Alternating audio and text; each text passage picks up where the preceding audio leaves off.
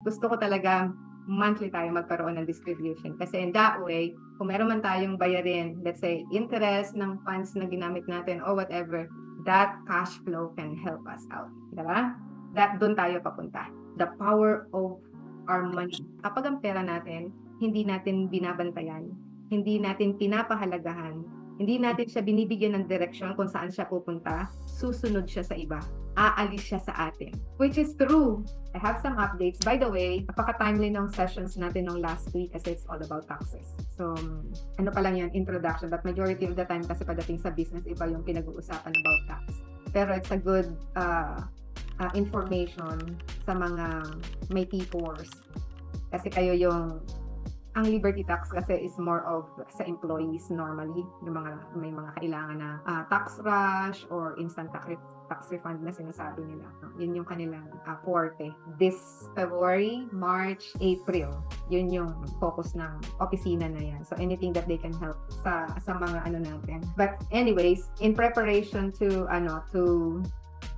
our business on this, actually hindi lang basta business investment kasi, which is may kakaibang approach ang investing, and it will all depend din sa status natin as taxpayer. Kaya individual din ang approach nila. Kagaya namin, so meron kaming corporation, merong individual, so may mga something to figure out. Isa sa na-discuss, i-echo ko lang doon sa mga hindi naka-attend sa inyo nung Tuesday, favorable talaga kapag merong corporation. Pero not necessarily na magkakaroon ka kaagad ng incorporation, mag-incorporate ka kaagad, not necessarily, unless talagang ipupush mo na magkaroon pa na ng maraming acquisitions moving forward kung mag-i-invest tayo. Okay? So yun.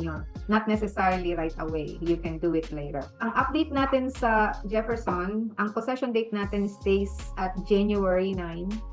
And we're on the closing already. Nag-submit na ng application or registration yung ating lawyer sa Land Titles Office last Tuesday. So, hopefully, by tomorrow, magkakaroon tayo ng updates from our lawyer that the closing is already done. The next thing after that is matatanggap na natin yung copy natin ng title of the property, and then merong isang inspection na gagawin from the home insurance or building insurance to make it sure that in compliance yung building natin. So we don't have any problems with that, but that would be by next week. And by the end of February, ang aming hope is to magkaroon na ng clear transition pagdating sa finances, kasi we have to stabilize kung tawagin, and we can move forward doon sa ating plan to have a distribution ng every single month. Yun talaga yung target natin, monthly distribution, kasi that will help us sa ating cash flow. So that's about the updates sa Jefferson. Last week, yung ating discussion about kay Deborah Heights. I'll just give you the summary. Sa Deborah, nakausap ko yung agent, and they said 40 million ang price na naka-post sa kanila. It's somehow an exclusive, parang may exclusivity yung listing, kaya wala siya nasa LoopNet lang siya. And they already had an offer that they turned down, which is 37 million. Tinurn down nila yung offer na yun. So it means they are still awaiting for some other buyers na magbibigay sa kanila ng bigger amount. Kaya we'll see, kasi 2 months pa lang siya sa market. Right now, parang hindi pa sila ganun ka-ready to accept yung offer lower than that. Sa underwriting kasi na ginawa ko, parang nasa siguro maximum yung 37, kaso yung 37 hindi na nga nila tinanggap. Barat talaga ni Men.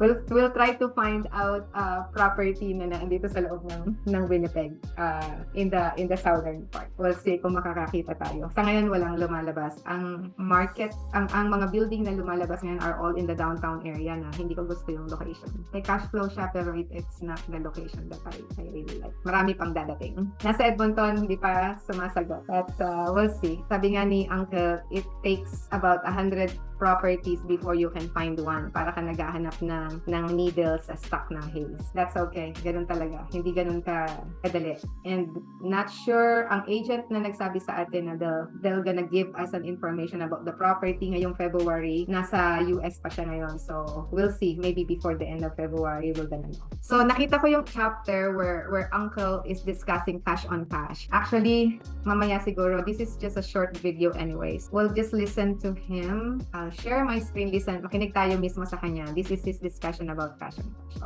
Let's just listen to him. COC, while most investors talk about price and cap rate. When buying, there's no figure more important to me than the cash on the cash. How much unencumbered cash can be distributed to me and investors, proper grammars, investors and myself, after all operations and... Malinaw sa inyo, malakas? Or mahina? Medyo mahina, Mel, sa Ayan. akin. Para sa akin din mahina eh. Okay, hold on. I am just checking on. Teka. Pero naka-ano naman siya. There you go. Okay, let's see.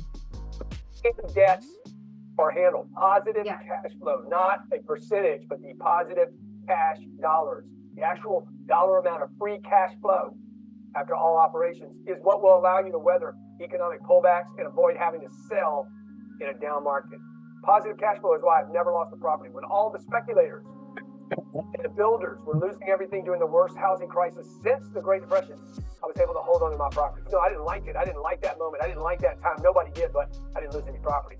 Even the bank where I got my financing went under, but not me. Cash flow makes you bulletproof. Cash flow is the holy grail of business. Cash flow is the most simple way to manage any business. Imagine that. A bank, multi-hundred million dollar bank went out of business. They lent me money, busted out, and the apartment buildings that I owned never missed a payment to the bank that busted out. The bank made loans to a bunch of amateurs, a bunch of speculators, a bunch of over-leveraged, undisciplined, amateur business people who didn't know or refused to calculate cash flow using worst case scenarios like I mentioned in the 88%. Or maybe they just couldn't confront the fact that, hey man, look, bad times happen. And they all failed and the market got tough. I lost nothing because I had the CF, cash flow. When you have enough positive cash flow, you'll be able to continue operations while the competition across the street can no longer replace carpets or advertising. The guys and gals, the experts in the space that I studied, this weekend I was in Scottsdale, Arizona. I looked at about 20 different properties. There's a gentleman there that has taken a big position from the West Coast in that market as one of his markets, okay? I think he's got 27,000 units now. His income, positive cash flow from properties is $15 million a month. Free cash flow, $180 million a year. Narinig niyo ba yun? 27,000 units, $15 million of cash flow per month. Wow, hindi ko masyadong narinig. Buti inulit mo, Mel. Grabe, no? That's in Arizona. That's in Arizona. Ganon kalaki yung kanyang portfolio. Let's listen. Cash flow is the holy grail. It is the Mac Daddy measurement of how well your business operates and what will allow you as a business owner, apartment owner, landlord to continue operations. Cash flow provides the confidence to you and your investors and your family. And it's why Cardone Capital, by the way, we pay investors every month, not every quarter. We pay because that gives our investors confidence. It reminds our investors. You know, it's interesting to me. I think a lot of these stocks and the Goldman Sachs and the retirements, the Keos, the 401ks, the mutual fund companies, they don't want you to remember that you have investments with them. So they pay you every quarter. We send you a check every month. We actually send you an automatic ACH to we wire it to your account.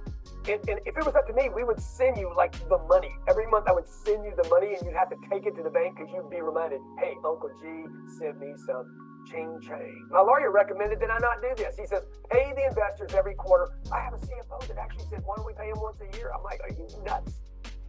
Mr. Lawyer, how would you like me to pay you every year, okay? Or how about my accountant? How would you like me to pay you, every twice a year? Let's do it twice a year, okay? I don't pay for the lawyer's business advice and then pay him at the end of the year. I pay him when I use him, right? I'm paying you and I'm paying our investors and I want to pay myself every month. I want to be paid every month and my partners deserve to be paid every month. We collect rent every month, so why wouldn't we distribute cash from operations every month to our investors? By the way, I consider our investors at Cardone Capital as valuable or more valuable than I do the bank. I pay them every month. All right. The electric company, I pay them every month. The people that work on the property get paid every month. Why would the investors, ask yourself, why would you invest money in something and not want to be paid every month? Yeah, that's what we want. It's interesting to me that how many investors will invest in properties or REITs or syndicators and be paid every quarter. Okay? You would never do that at your main job. How would you like it, by the way, if you were only paid at your main job 4 times a year. Look, no calculation is more important than cash flow for your property or your household. Okay, your property should be able to distribute cash every month. If it doesn't, what are you doing in it? Notice, by the way, how valuable this is, because when you see companies like AT&T and DirecTV and companies where you're paying residual, Netflix, they don't pay dividends to their investors every quarter, but they collect money every month.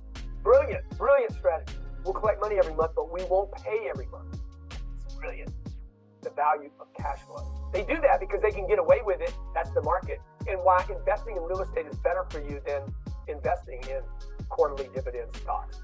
Again, no calculation is more important than cash flow. None of them. The demand on cash flow will force you as the operator to not overpay. It would avoid over leveraging. And it prevents you from neglecting or mismanaging operations, or from keeping too much dough in your account and somebody steals it from you. Violate the demand on cash flow in your underwriting and in your day-to-day, week-to-week, and month-to-month management, and I promise you, you're going to end up in trouble.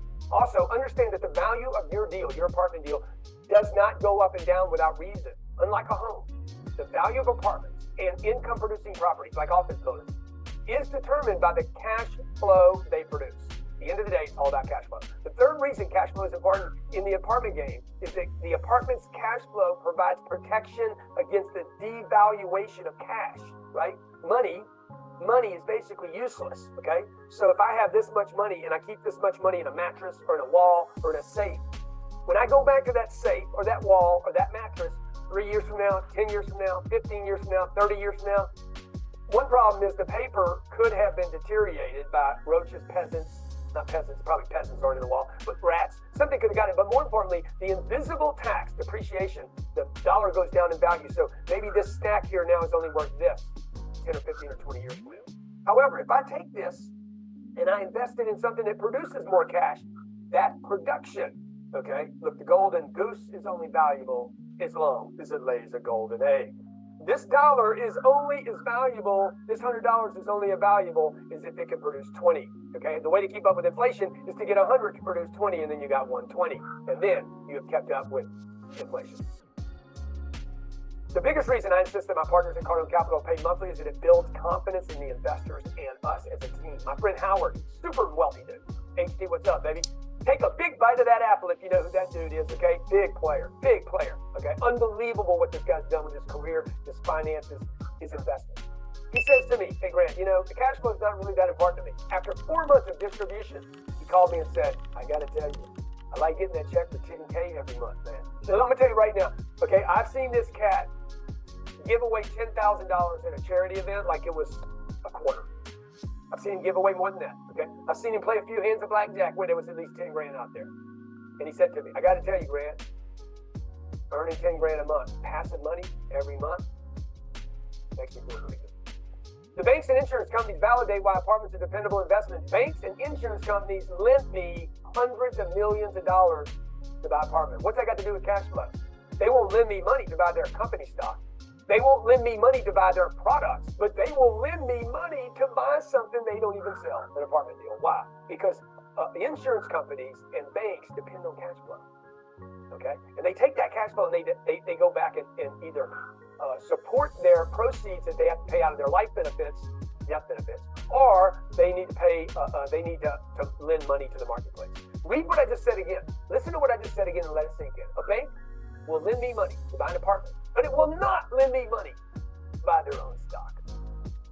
Diba? Gets nyo yung ano na yun, idea ng mga financial institutions, especially banks and mga insurance companies. They're gonna lend you money to buy an apartment blocks, but they won't lend you money to buy their own products. Ganun kasi ka-strong ang hard asset kasi. When we talk about real estate, it's hard asset ang pinag-uusapan dito. So I think that's good enough for this video.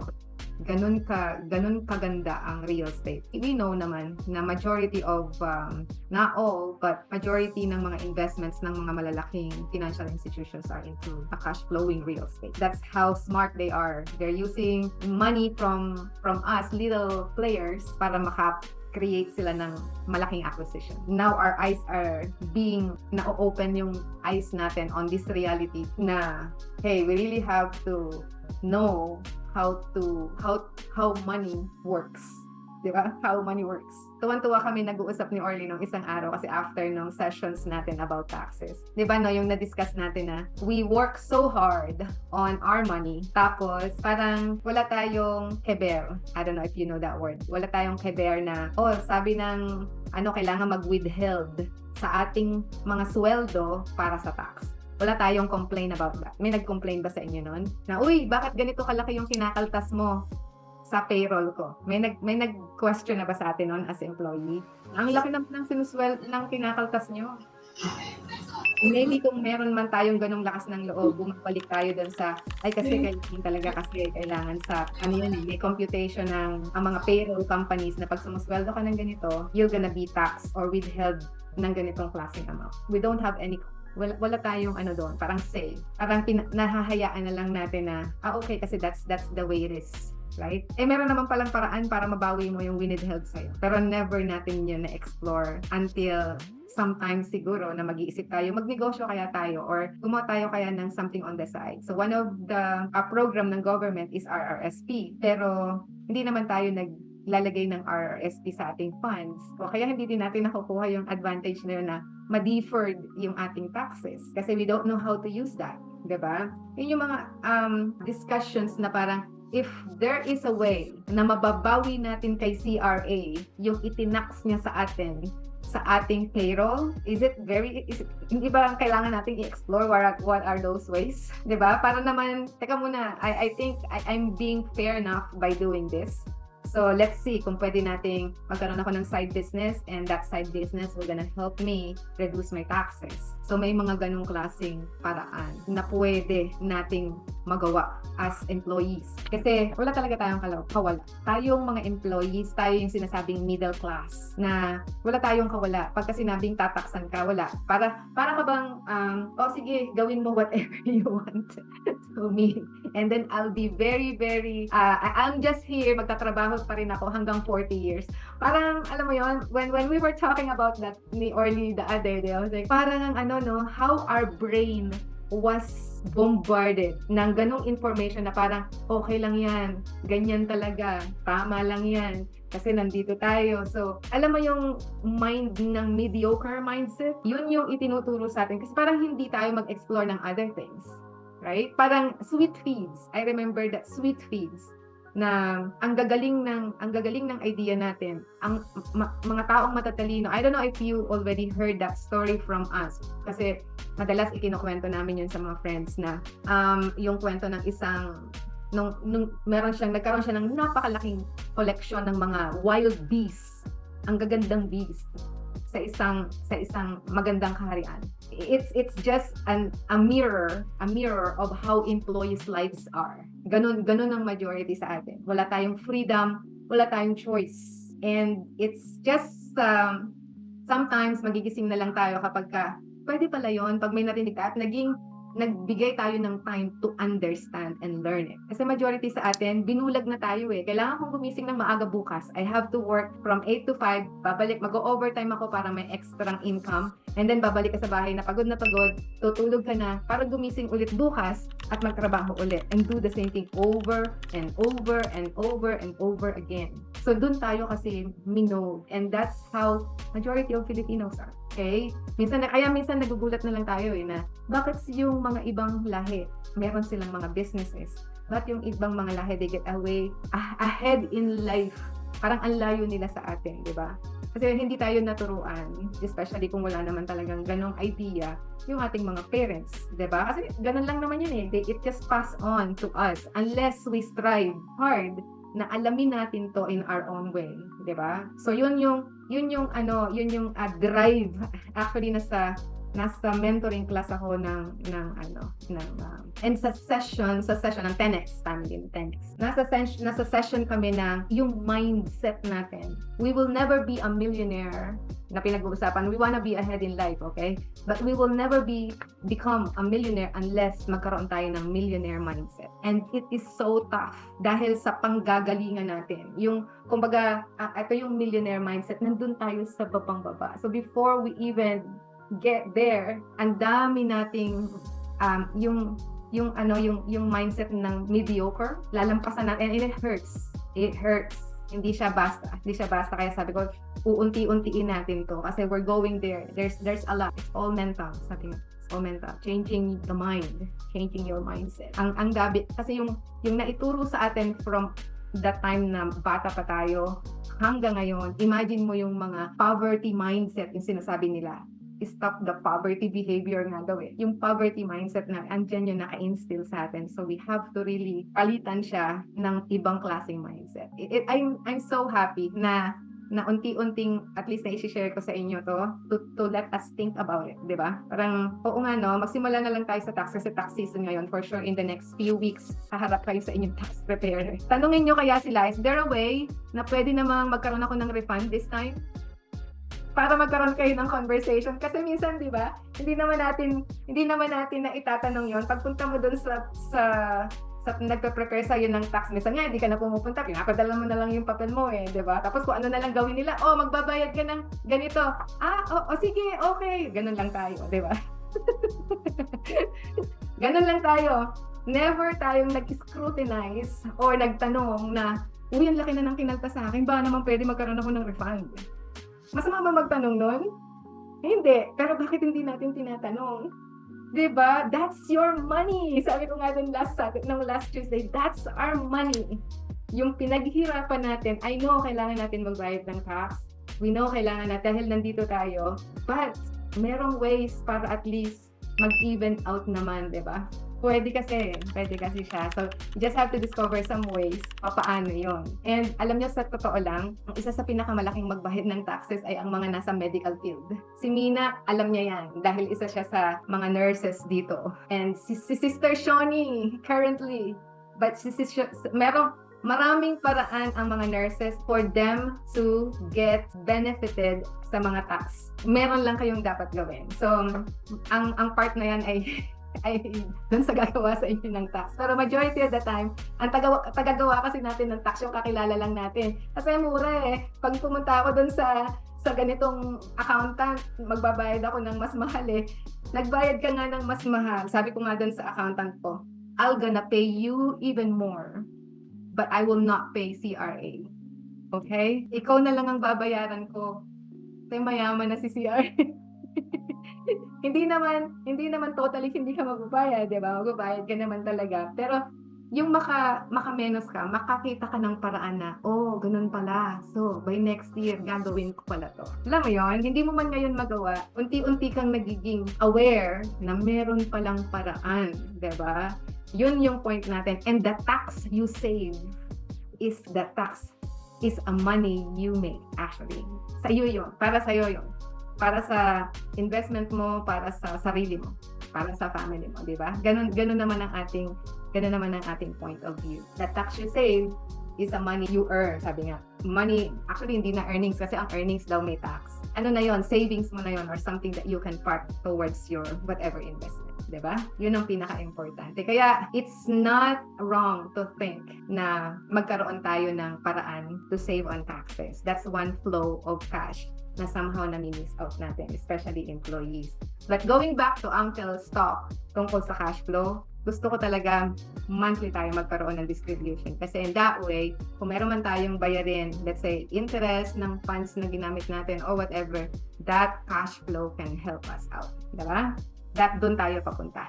And we can save that money too. Pwede natin gamitin yun sa mga projects where instead na bumili tayo ng tawag nito or gumamit tayo ng money ng bank, we can park that money to our projects. O, di ba? Pinag-uusapan nga namin ni Early, any projects now that we have this team, any projects na makikreate natin down the road, pagtutulong-tulungan natin yung gagastasin doon na renovation so our team can make money. Di ba? We can make money on those projects. Kasi lagi niyong isipin to, now that we are moving towards dito sa susunod nating mga acquisitions, dapat nagpa-park tayo ng funds.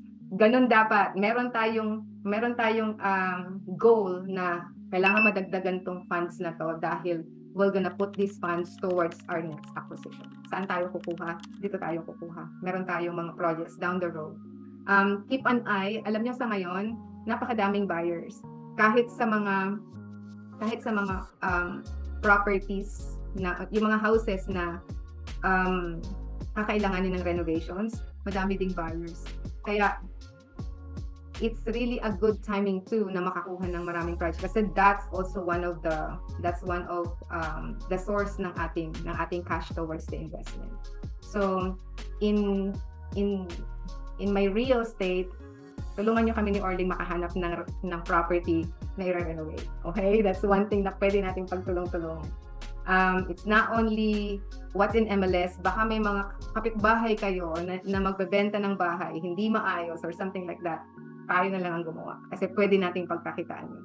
Okay? Yun yung pwede nating pagtulong-tulungan. Kasi as of now, like while waiting, kasi ang pinakamaganda nun, sabi ko nga palagi, ang real estate sa Winnipeg, itong mga bahay na to, para kang may I considered it, although it's solid, it's not really liquid, pero dahil ang bilis niyang mabenta, it is still considered a good way to store money that when you need it, you can get it. Diba? Yun yung ganda ng market natin dito, and we really have to take advantage of that opportunity. Ang bilis ng oras, napakabilis ng oras, it's past 7 na. I hope natuto tayo doon sa idea na shinare sa atin ni Uncle tungkol sa cash, the power of our money. Kaya alam niyo ba, isa sa natutunan ko sa class namin sa TENEX, sabi niya, kapag ang pera natin, hindi natin binabantayan, hindi natin pinapahalagahan, hindi natin siya binibigyan ng direksyon kung saan siya pupunta, susunod siya sa iba, aalis siya sa atin. Which is true. Kapag wala kang plano sa pera mo, may plano dyan si Amazon, may plano dyan si Home Depot, may plano dyan si Superstore, may plano dyan si Costco. May plano dyan yung mga online marketing kahit hindi mo kailangan bumibili ka. 'Di ba? Ang daming may plano sa pera mo para maubos yung pera mo. Kasi wala kang plano, wala tayong plano. Pero pag meron tayong plano at ginagwardyahan natin yan, susunod yan sa atin pagka meron tayong inutos sa kanya. So that's how we have to really take care of our money. Kaya nung pinag-uusapan nga namin yung sa tax, oo nga no, bakit nga ba yung pera natin para lang pinapabayaan natin na, okay, sige CRA, kuhanin mo yung pera namin at yan ay kailangan daw na withheld para sa'yo yan. Which is, okay, wala kaming magawa dahil may employer tayo na nagkakaltas sa atin ng tax. But find ways to get it back pagdating ng tax filing. Pwedeng mangyari yun. So, okay, I think with that, unless meron kayong gustong i-share, then we can adjourn the meeting and have a 10x. 10x. 10x. Okay. The rest are, si Brian. Okay, sige, sumama kayo sa 10x bago tayo mag-park. Okay, 10x family. Have a good night. Have a 10x life. Okay. Good night, everyone. Take care. Bye-bye. Bye-bye. Okay, bye-bye.